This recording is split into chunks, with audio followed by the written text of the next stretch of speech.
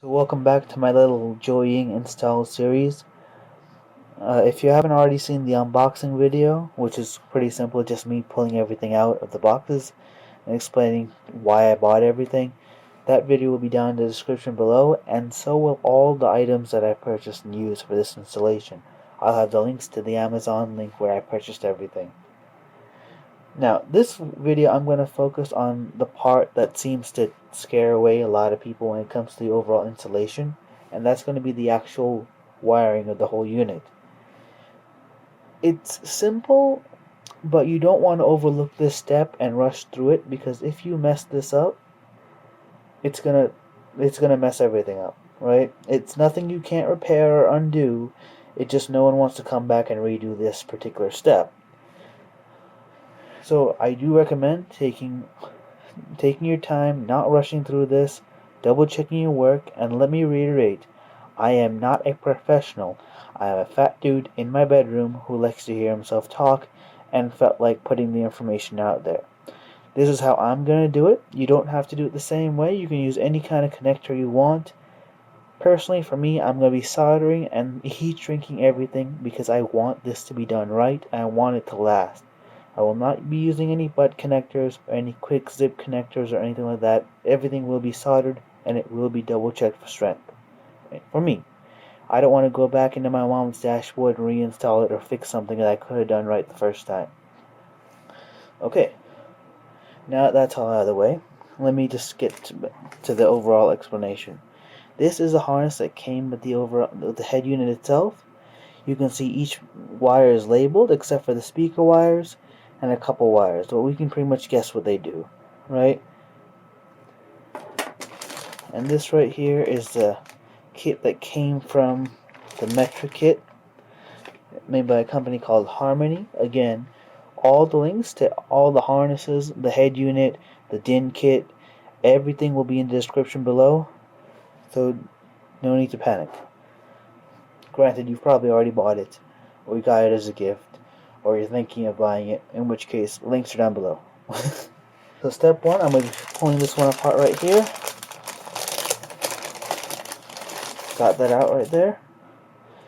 Ooh, these wires are much higher quality than these. Yep, okay. Now, to join these two together, it's going to be pretty simple. You're going to need a couple basic tools. For one, you're going to need heat shrink. This is going to prevent any kind of short circuits or arcing. You're going to need the actual solder. You need the soldering gun. And because I'm fancy and like to feel like I'm doing something important, I have this thing. I don't actually know the name of it, but it's really cool and it holds the wires for you while you're soldering them. It really makes everything a lot easier. Again, the links to this stuff will be down below as well. Okay, let me just pause the video and set everything up. For me, when I'm doing these kinds of wiring jobs, I like to start with the main wires. The wires that are hard to mess up, or you really don't want to mess up. So if I go back to the wiring diagram on the back of this package, you see the 12 volt power is going to be red, and right here the accessory is going to be red. So we're going to do the red wires first. This is the one that sends the power from your key to the head unit. So again, you get your 12 volt wire here and your accessory wire here. This is what sends power to the head unit when your key is turned on.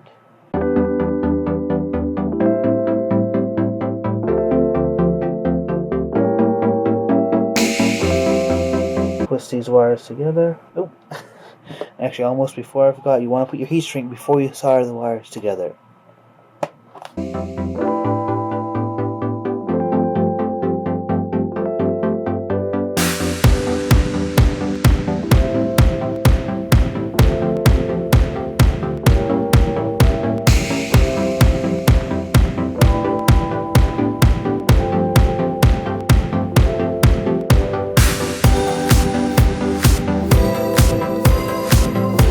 Up next is going to be the yellow wire, which is going to be the wire that's going to be designated for the constant 12 volt power from the battery. Here you can see it says BAT, and on this piece right here, it is memory.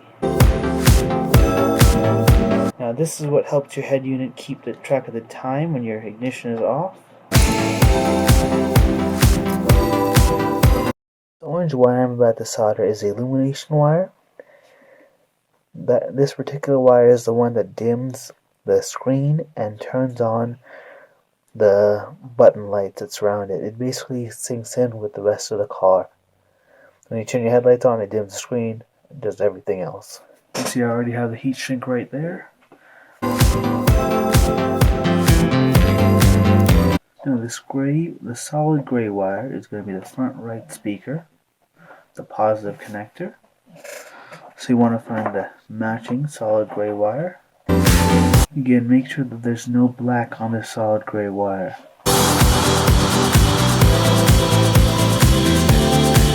Now we're going to find the gray and black wire, which is going to be the negative for the right front.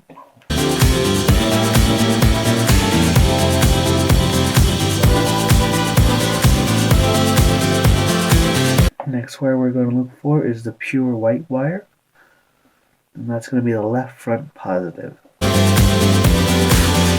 Now again, looking for the white wire with no black in it, which is this wire right here.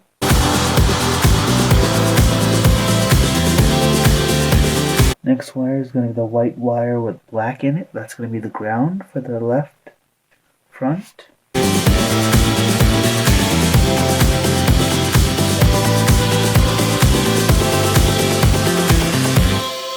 Next wire is going to be the violet wire, which I'm going to assume is the purple one.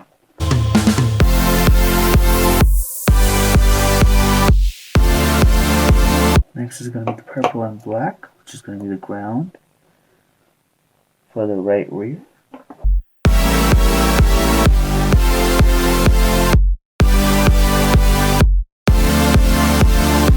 Next wire to go on is going to be the green wire, which is going to be for the left rear.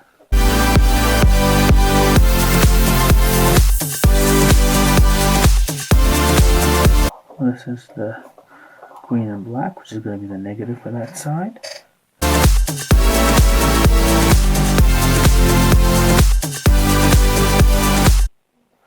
Okay, so at this point the only real wire to connect is this ground wire. But rather than just connecting the ground to the stereo, which is this wire right here, labeled ground, I'm also be connecting the brake cable, or the brake wire, to this ground as well.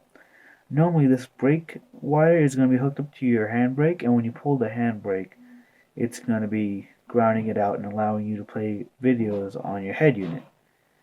Now, I know my mom's not going to be playing videos while driving the car. She's not that dumb. And I don't want to go into the car, wire this up with the handbrake. It's just going to be a waste of time for me. So I'm just going to ground out the brake wire, the ground to the head unit with the ground on this wire. Just going to save me some time and not without having to go through the car and wire it up.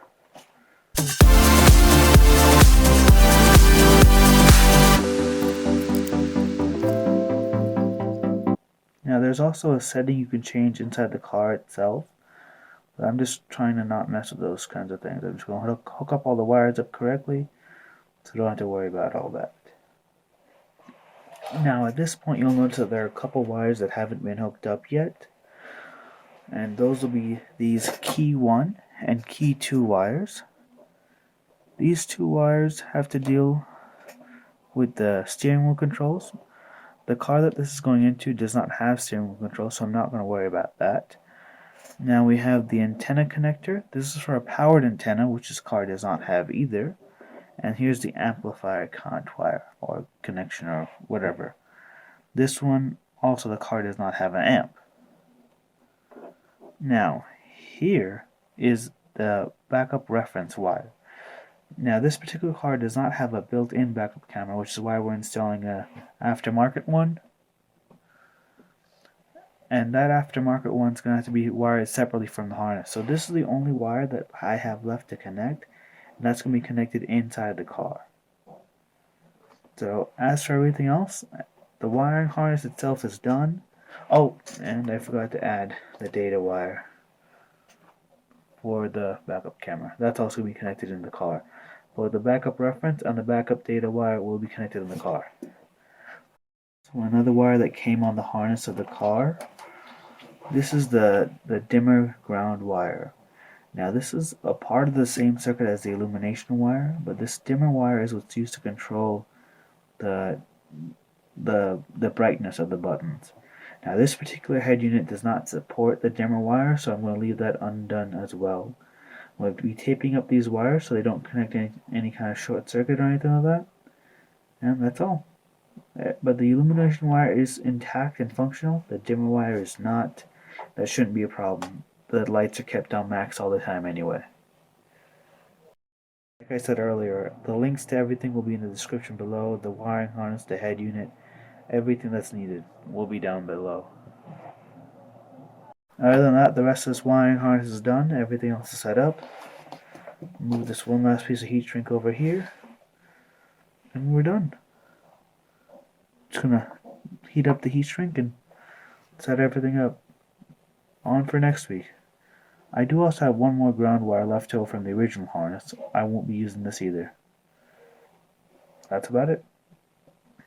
Now, if you want to see the rest of the video of me installing it and everything, that'll be up in maybe next week or the week after, whenever my mom is free, so I can install this into her car.